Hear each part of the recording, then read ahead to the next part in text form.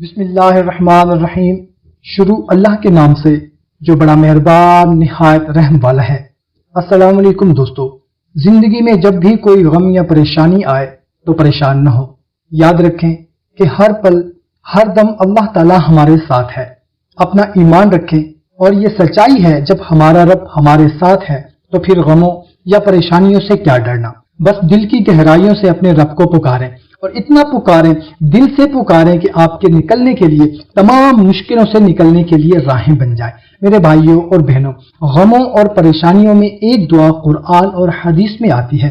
یہ دعا کتنی بہترین ہے کہ اگر کوئی بندہ کسی بھی غم اور پریشانی میں اس دعا کو پڑھ لے گا، انشاءاللہ تعالیٰ اس کے لیے راہیں نکلیں گی، انشاءاللہ تعالیٰ اس کے غم دور ہوں گے۔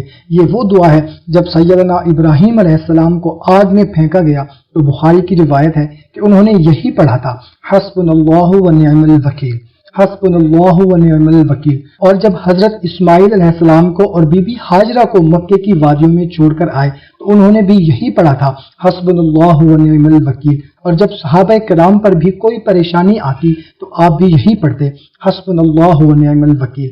اور میرے لیے اللہ ہی کافی ہے جو بہترین مددگار اور کارساز ہے۔ میرے بھائیوں اور بہنوں، کوئی بھی مشکل اگر آپ کو لاحق ہے تو دل کی گہرائیوں سے اللہ کو پکاریں، تڑپ تڑپ کر پکاریں، دیوانہ وار پکاریں اور پڑھتے رہیں، حسبنا اللہ و نعم الوکیل۔ اور میرے لیے اللہ ہی کافی ہے، وہی راہیں بنانے والا، وہی مشکلوں کو ٹالنے والا اور وہی دور کرے گا، وہی غم کو راحت میں بدلنے والا، اور انشاءاللہ تعالی وہی کرے گا۔ تو دوستو، یہ قرآن کی آیت ہے جو ایمان کے ساتھ اور دل کی گہرائیوں سے پڑھے گا۔ دوستو، ویسے تو اس کو کثرت سے پڑھتے رہیں، اگر زیادہ نہیں تو کم از کم صبح و شام 3 مرتبہ تو لازمی پڑھا کریں، یقیناً اس کے غم اور پریشانیاں ختم ہو جائیں گی۔ اللہ تعالیٰ سے دعا ہے اس دعا کے لفظوں کے صدقے ہم سب اور تمام امت کے تمام غموں پریشانیوں کو دور فرما دے، آمین۔